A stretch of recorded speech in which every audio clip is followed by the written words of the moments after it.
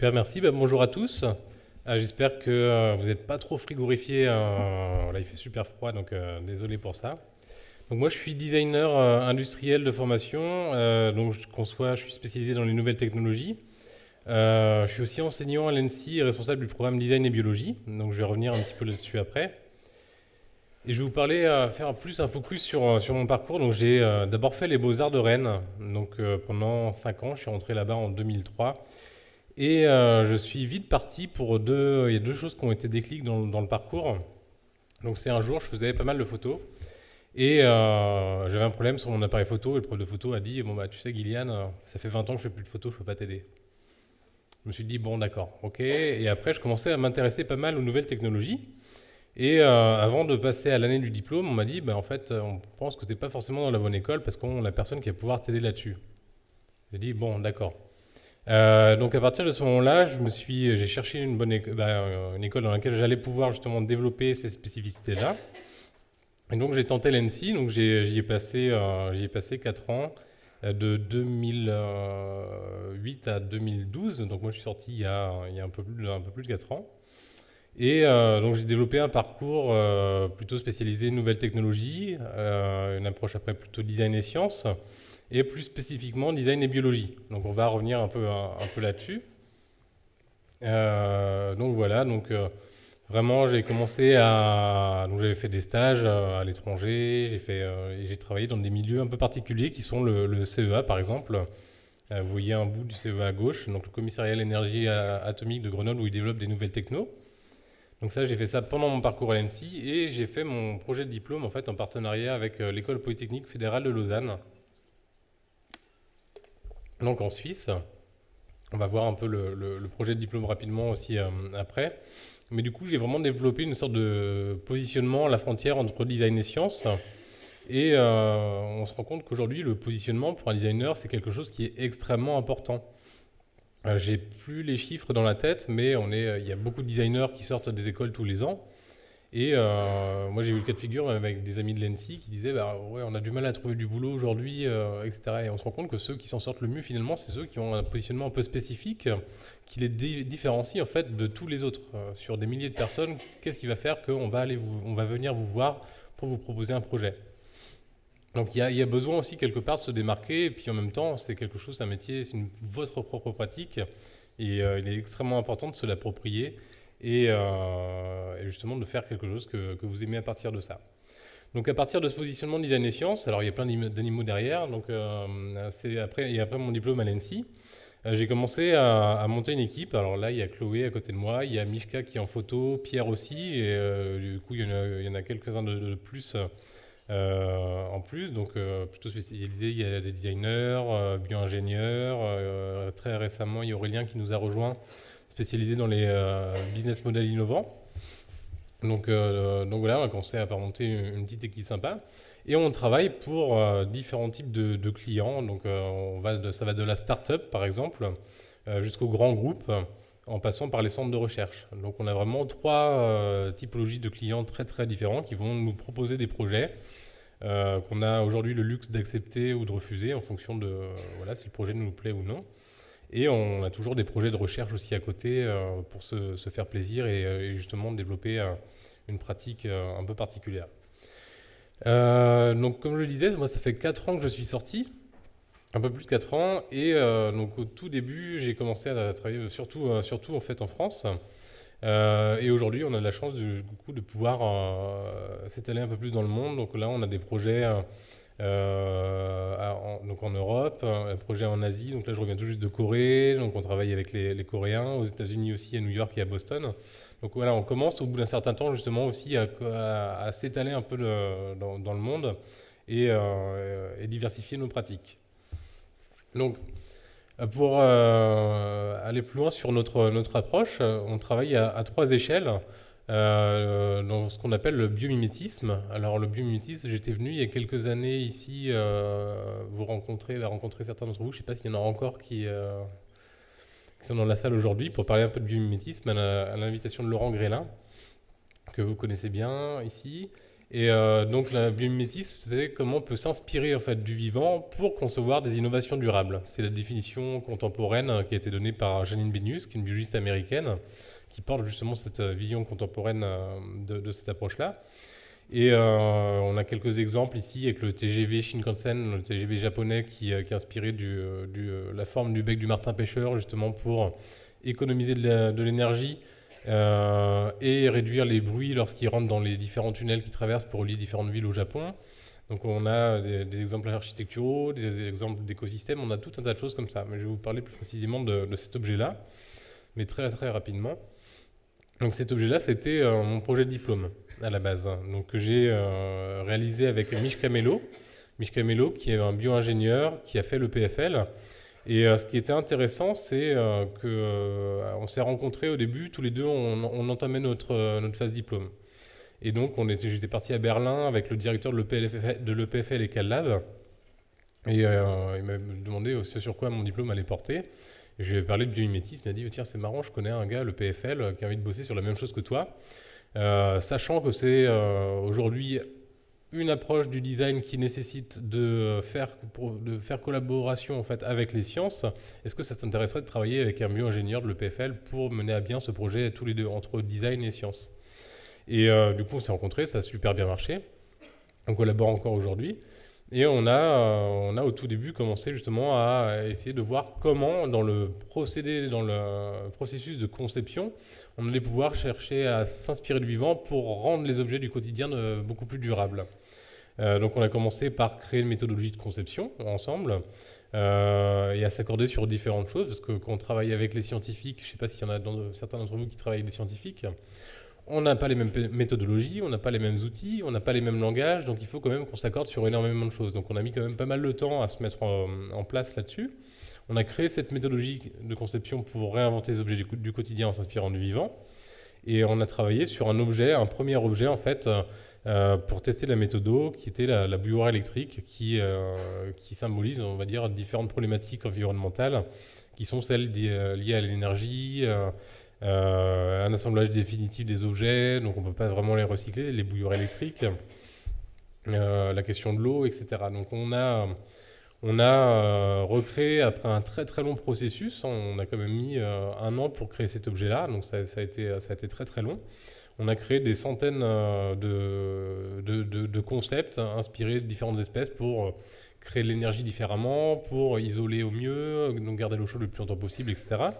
Et on a mis en place tout un tas de filtres ensemble, donc un filtre environnemental, un filtre d'usage, un filtre technologique, qu'est-ce qu'on est capable de reproduire pour imiter le vivant aujourd'hui en tant que techno. Et au final, on a synthétisé ces différentes inspirations en un objet qui est la bouilloire Nautile. Donc là, ce que vous voyez à droite, c'est une vue en coupe, donc, qui nous permet d'économiser, de réduire en fait de 80% l'impact environnemental de la bouilloire électrique que l'on a presque tous à la maison. Donc, en travaillant sur l'isolation, donc une isolation maximale inspirée du poil creux de l'ours polaire, du bec de toucan. Aussi l'architecture intérieure inspirée des termitières pour justement réguler les flux thermiques à l'intérieur. Et la question et le nautile en fait aussi qui nous permettent de chauffer que le volume d'eau désiré, donc ça veut dire limiter l'usage d'énergie pour chauffer l'eau par ce système sphérique à l'intérieur. Donc chaque sphère correspond au volume d'une tasse. Et donc on va convoquer que la quantité d'énergie nécessaire pour chauffer le bon volume en fait, et pas chauffer 1 litre d'eau quand on va se faire une tasse par exemple. Donc il y a eu tout un tas de choses comme ça. Et donc ça a été le premier objet qu'on a commencé à concevoir. Et pendant cette approche-là, on a commencé, donc on avait déjà nos outils, les outils qu'on a cherché à concevoir, qui sont propres à notre pratique. Et ça c'est important aussi, c'est que vous apprenez des outils, vous apprenez des méthodologies à l'école aujourd'hui, mais petit à petit, après, quand vous allez pousser votre recherche personnelle, vous allez devoir réinventer ces outils-là, réinventer ces méthodologies, et faire en sorte qu'elles vous soient propres. Donc voilà, et du coup, à partir de cette première échelle qui est l'imitation du vivant, on s'est rendu compte qu'il y avait pas mal de limites, et notamment des limites technologiques. On a du mal aujourd'hui à imiter parfaitement le vivant, voilà, donc c'est assez compliqué. Et on s'est dit, pourquoi pas passer à une autre échelle, plutôt que de chercher à imiter le vivant, on va plutôt chercher à collaborer avec le vivant. pour fabriquer des nouveaux matériaux, des nouveaux services, etc. Et on peut travailler avec la nature, avec des micro-organismes ou des macro-organismes, donc des très très petits organismes ou des plus gros. Et là, je vous donne un exemple de projet sur lequel on a pu travailler, donc qui s'appelle Grodius. Grodius, c'est un processus, un procédé en fait avant d'être un produit, qui consiste à utiliser une colonie symbiotique de levures et de bactéries, donc des micro-organismes, qui vont transformer la matière organique en cellulose bactérienne. Donc, en gros, vous avez une cuve avec un liquide, vous mettez cette colonie symbiotique de levures et de bactéries à l'intérieur, vous lui donnez à manger, vous mettez des déchets par exemple, et elle va, à la surface du liquide, produire en strate par strate, fabriquer une membrane de cellulose qui va pousser. Et cette membrane de cellulose, on peut la réutiliser après. La cellulose, c'est 80% de la matière végétale sur Terre, en fait, de la matière organique sur Terre. C'est assez conséquent. Et on peut en faire plein de choses. Un jour, la collègue Chloé, que vous avez pu voir sur la photo tout à l'heure, a fait un test complètement par hasard. Dans cette solution-là, elle a mis une cuisse de poulet. Et elle est revenue un petit peu plus tard. Quand je dis un petit peu plus tard, c'est 2 semaines après. Et elle s'est aperçue que la cuisse du poulet avait disparu, donc avec l'os aussi. Et donc les bactéries avaient digéré l'os de poulet et la cuisse de poulet pour créer justement cette cellulose à la surface. Et on avait d'un déchet en fait organique qu'on pourrait avoir à la fin du repas par exemple, on est passé à une ressource, donc la cellulose qui avait été transformée par des bactéries à la surface. Et donc à partir de ce moment-là, on s'est dit, est-ce qu'il ne serait pas intéressant, on a pas mal de déchets organiques dans l'habitat, à très grande échelle aussi, mais est-ce qu'on ne pourrait pas imaginer créer un objet, une sorte de composteur à la maison qui nous permette de recycler nos déchets organiques pour créer des nouveaux matériaux.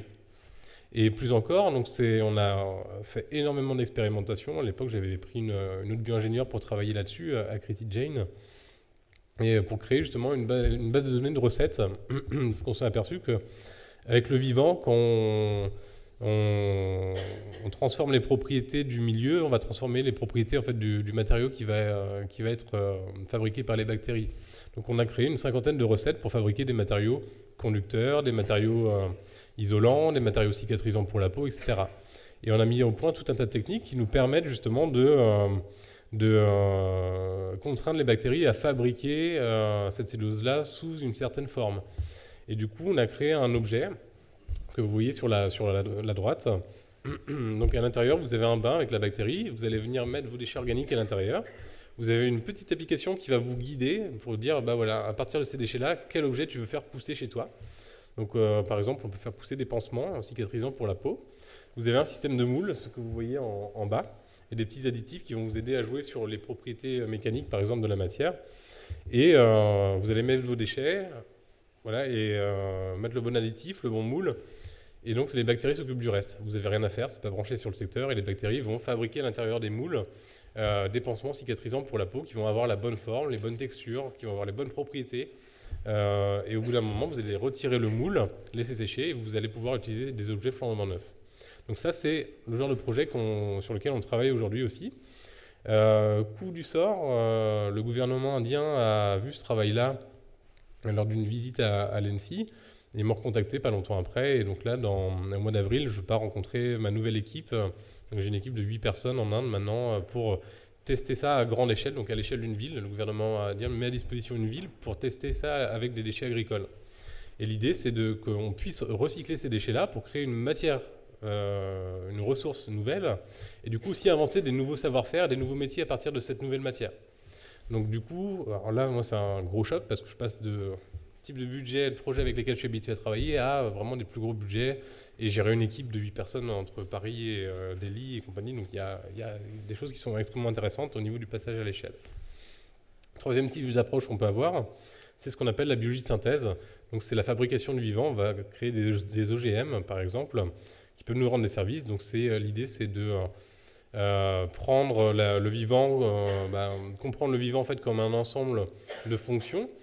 Par exemple, il y a des micro-organismes, des algues ou des méduses, par exemple, qui font de la lumière, ce qu'on appelle la bioluminescence. Et donc, c'est un gène ou un ensemble de gènes qui sont responsables de cette fonction-là. Donc, en gros, on a un gène responsable d'une fonction. C'est un peu plus complexe que ça. Et à partir du moment en fait, où on connaît ce gène-là, on va être capable de le reproduire et de l'intégrer dans un nouveau code génétique qu'on va intégrer dans une bactérie qui va supporter les modifications. Et à partir de ce moment-là, on va pouvoir créer des bactéries, par exemple, qui produisent de la lumière quand il fait nuit. Donc on peut imaginer tout un tas de choses comme ça, mais je vais vous montrer un des projets de mes étudiants là-dessus. Donc c'est les 3 échelles sur lesquelles on travaille. Donc comme je vous le disais, en gros, travailler entre design et biologie, eh ben, ça a complètement transformé ma pratique. Je travaille avec des scientifiques aujourd'hui, je travaille en partie dans des laboratoires avec des ingénieurs, et du coup j'ai dû réinventer mes outils, réinventer mes méthodologies, avoir un lexique commun avec ces gens-là. Et du coup, ça pose énormément de questions qui sont des questions de recherche. Et il se trouve qu'à l'ENSI, grâce à Noémie Le Sartre et Laurent qui ont porté un cours sur l'éco-conception, j'ai commencé à donner des cours justement pour introduire le biomimétisme comme une approche de l'éco-conception, parce qu'on va chercher la durabilité par l'inspiration du vivant. Et j'ai aussi monté un programme de recherche qui s'appelle Design et Biologie, tout bêtement, donc, dans laquelle on pose des questions justement sur les transformations potentielles du design par la convergence entre la pratique du design et la pratique de la biologie. Alors, c'est sciences et ingénierie du vivant, pour être un peu plus large. Et j'enseigne aussi donc, dans différents types de cours. Donc, il y a ce qu'on appelle le studio expérimental. Là, on part du principe qu'aujourd'hui, les ateliers du designer, le designer va travailler avec du bois, du plastique, du métal. Sauf que le vivant est aussi maintenant un matériau à travailler pour lui. Et du coup, qu'est-ce que ça va changer dans nos pratiques? C'est des questions qu'on se pose et qu'on va poser aux étudiants par le biais de ce genre de studio-là. Donc là, c'est une demi-journée par semaine pendant un semestre. Et là, je leur avais donné la colonie symbiotique de levures et de bactéries à travailler. Donc par groupe, ils ont inventé des nouvelles recettes aussi, trouvé des nouvelles applications, etc. Là, prochain semestre, on travaille justement sur les océans et les fonds marins pour justement voir quelles choses magiques peuvent nous enseigner la nature dans ces milieux très très particuliers, justement pour créer des nouvelles applications, des nouveaux objets ou des nouveaux services. Et enfin, je porte un nouveau type d'enseignement, parce que si ça a transformé ma propre pratique, ça transforme aussi les pratiques de l'enseignement, forcément. On ne peut plus enseigner le design comme on le faisait avant pour ce genre d'approche-là. Et du coup, je porte avec des collègues de l'Institut Pasteur un enseignement, c'est du temps plein sur 10 mois à peu près. Donc ils passent même tout l'été à travailler là-dessus. Et pour répondre à une compétition internationale qui s'appelle iGEM, donc c'est un concours de biologie synthétique organisé par le MIT tous les ans. Et l'idée, c'est de créer ce qu'on appelle une biomachine, donc c'est une bactérie modifiée qui nous permette de répondre à une grande problématique contemporaine. Donc là, l'idée, c'est qu'on a un nouveau modèle pédagogique qui émerge pour répondre justement à cette compétition-là. Et donc, en étudiant, là, j'avais des biologistes, des juristes, parce qu'il y a des questions de droit, des questions d'éthique, des questions philosophiques qui se posent à travers tout ça, des designers, forcément, des physiciens, des chimistes, etc. Et tous ensemble doivent concevoir une réponse à une problématique qu'ils auront eux-mêmes identifiée. Donc là, le design n'intervient plus en aval comme il a l'habitude de le faire avec les sciences, par exemple. Il intervient complètement en amont, en amenant les méthodologies du design dans le milieu scientifique, mais en même temps pour concevoir aussi la réponse de l'échelle biologique à l'échelle des objets, des usages. Et donc c'est extrêmement intéressant parce qu'ils doivent se former les uns les autres. Mes loulous designers, là, ils étaient en laboratoire en train d'apprendre à faire des manipulations. Ils ont appris le design aux juristes. Les juristes ont appris des choses en droit aux biologistes. Donc c'était assez intéressant. Et donc là, ils ont travaillé sur la problématique je regarde l'heure quand même, des arbovirus. Donc les arbovirus, c'est des virus portés par les moustiques, type Zika, dengue, chikungunya, etc., qui sont responsables d'énormément de morts par an. Et donc là, l'idée, c'était de créer un patch, donc fabriqué par une bactérie, qui est capable de réagir, de changer de couleur en fait en fonction, si on lui met du sang de moustique infecté dessus, le patch va pouvoir changer de couleur et indiquer quelle maladie est présente, si une maladie présente dans un coin du monde donné. Parce qu'en fait aujourd'hui on peut difficilement soigner les choses et la meilleure façon en fait d'agir là-dessus, c'est en fait de prévenir les épidémies, en fait, de trouver où sont localisés les virus afin de pouvoir potentiellement déplacer les populations ou traiter en fait très efficacement un lieu donné pour faire en sorte que les moustiques ne puissent pas puissent être éliminés de façon très efficace. Et du coup, pour ça, donc, ils ont conçu cette nouvelle bactérie avec son nouveau code génétique et la bactérie va concevoir un patch sur laquelle on va dire, voilà, sur cette zone, tu vas détecter le Zika, cette zone, tu vas détecter le chikungunya, par exemple. Et tout ça est intégré, en fait, dans un dispositif un peu plus global. Donc, ils ont conçu un scénario d'usage très global. Ils ont conçu un piège à moustiques très low cost pour être mis dans tous les coins du monde. Donc, faire une sorte de maillage de pièges. Et on a un système où il y a des opérateurs qui vont venir poser les pièges, récupérer les moustiques piégés. Et ils vont venir dans l'objet que vous voyez à droite, mettre les moustiques dedans, les broyer. Et donc, en fait, à l'intérieur, il y a 4 patchs. On peut mettre 4 patchs qui réagissent à 4 maladies, 4 virus au choix. Et donc, le sang des moustiques va passer à travers un système de canaux qu'on va pouvoir tirer par une pompe, la partie jaune que vous voyez le plus à droite. Et le patch va directement changer de couleur si un virus est présent dans ces moustiques-là. Donc après, on a une base de données avec une application qui va permettre à l'utilisateur de dire dans cette région-là, voilà, il y a tel virus qui est présent. Et du coup, on va pouvoir faire ça à une échelle mondiale et avoir une cartographie temps réel des arbovirus dans le monde et qui va nous permettre de traiter très efficacement ces problèmes-là. Je ne sais pas si j'ai été très très clair là-dessus. Ça va? Mais du coup, ce qui est le plus intéressant que le projet, en fait, c'est le projet fonctionne, hein. Ils ont passé 10 mois, ça marche. On l'a présenté au MIT en octobre dernier et il a remporté 4 récompenses.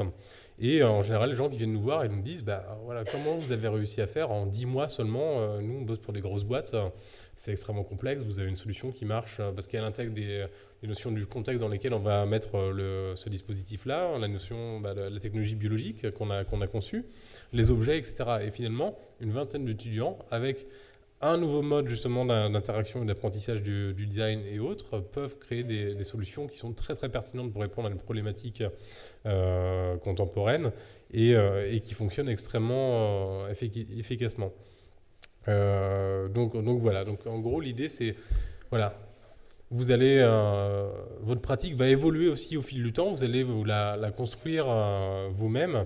Et il y a aussi des nouveaux modèles pédagogiques qui peuvent vous permettre justement de tester des nouvelles choses, des nouvelles méthodologies qui peuvent être extrêmement importantes pour après. Je voulais terminer par quelques conseils pour bien démarrer. Donc on a un peu parlé de la question du financement, c'est extrêmement important pour un designer. Alors après, vous pouvez choisir d'être intégré, vous pouvez choisir d'être indépendant, tout dépend de comment vous voulez faire.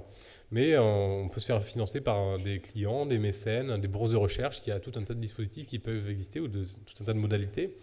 Et je crois qu'on était plusieurs dans ce cas-là. Au début, je travaillais dans les nouvelles technologies, la moitié de mon temps, parce que dans les nouvelles technos, ça paye quand même plutôt pas mal. Je faisais des objets connectés, je travaillais dans le Quantified Self. Et les sous que je gagnais me permettaient justement d'investir dans mon travail sur design et biologie pendant la moitié de la semaine. Donc il y a des choses quand même intéressantes qui peuvent exister. Quelque chose qui est très important, alors ça c'est d'expérience, la première année par exemple, elle a été un petit peu difficile, le temps de trouver vos clients, de faire votre réseau. Et ben en fait, il faut être très bien entouré parce qu'on peut être seul. Lui se le disait, peut-être il y a des moments de solitude. Donc voilà, il faut en profiter pour créer son réseau, mais en même temps, son entourage est extrêmement important, la famille, les amis, etc. Et le collaborateur. Nous, on a monté une équipe, mais il y a des choses comme ça qui peuvent vous aider aussi à bien démarrer et à lutter justement contre l'isolement parce que ça peut être très très dur. Communiquer, c'est très important. Voilà, il faut que vous ayez après un site internet, hein, finalement, tous les cartes de visite et compagnie, mais c'est ce qui va vous permettre d'être un peu visible aussi. Pas négliger la presse. Ce que j'ai pas dit tout à l'heure, c'est que j'interviens aussi très régulièrement aux Beaux-Arts de Brest, dans la section dans le master design de la transition. Et ce qui est drôle, c'est que pour la petite histoire, c'est qu'en fait, ils ont lu le responsable du master a lu un article dans Télérama sur notre travail. Du coup, dans Télérama, il y avait le lien vers une de mes conférences. Il a regardé la conférence et du coup, c'est ce qui l'a amené en fait à m'appeler après pour venir donner. Donc là, ça fait 2 ans qu'on collabore ensemble de façon très très régulière. Et du coup, il ne faut surtout pas négliger ces aspects-là. C'est qu'un média peut renvoyer à un autre, etc. Et puis finalement, ça peut vous amener énormément de choses. Donc les expositions, forcément, avoir une présence aussi physique. Les conférences, on a eu l'occasion de donner pas mal de conférences. Et presque à chaque conférence, on a un nouveau projet qui arrive. Donc c'est assez important. Plateau télé, documentaire, on a eu la chance aussi d'avoir des très très belles choses. Donc il peut y avoir un impact aussi extrêmement important et voilà, les réseaux sociaux, surtout à ne pas négliger, hein, Twitter, Facebook et compagnie, finalement c'est un magnifique outil justement pour rencontrer les gens ou faire votre réseau, puis en même temps diffuser, communiquer vos projets pour ensuite avoir des projets derrière. Donc si vous êtes dans la bonne génération, normalement vous savez utiliser tout ça. Bon, s'équiper, forcément, il y a un gros investissement de départ aussi à faire. Bon, c'était un petit peu dur au début, c'est que ça coûte cher, ça coûte très très cher. Si vous devez payer aux licences, ça coûte de 2000 euros, 2000 euros, 2000 euros, etc. Les machines, voilà, bah, acheter des imprimantes 3D, vous faire une matériothèque, soit physique, soit vous abonner à des matériothèques en ligne, vous abonner à des revues, acheter des ouvrages, vous faire une bibliothèque, constituer un fonds comme ça pour accueillir, pour recueillir un peu de théorie. Donc tout ça, ça coûte très cher. Si vous bossez à l'étranger un peu, bah, il faut tout faire traduire aussi, ça faut y penser. Et en même temps, et au final aussi, on a vraiment un énorme besoin d'avoir du matériel juridique. Moi, c'est quelque chose qu'on m'a pas appris en sortant de l'ENSI. Voilà, vous avez besoin, quand vous rencontrez des nouveaux clients, quand vous partagez vos projets, de vous protéger sur la copie, le vol, le fait de ne pas être payé, tout un tas de choses. Donc, signer des accords de confidentialité, déposer des enveloppes solo très très régulièrement. Moi, j'ai un stock comme ça chez moi, prêt justement à être envoyé en permanence. Et une base de contrats spécifiques au design justement que vous allez pouvoir déployer après. Donc il y a tout un tas de choses que vous pouvez avoir avant de commencer qui vont vous permettre, qui vont vous simplifier la vie énormément à la fin. Et vous allez voir, nous on apprend ça sur des années. Et si vous pouvez déjà avoir tout ça un petit peu en amont, ce serait quand même beaucoup, beaucoup de temps de gagner. Voilà, je crois que je suis arrivé au bout.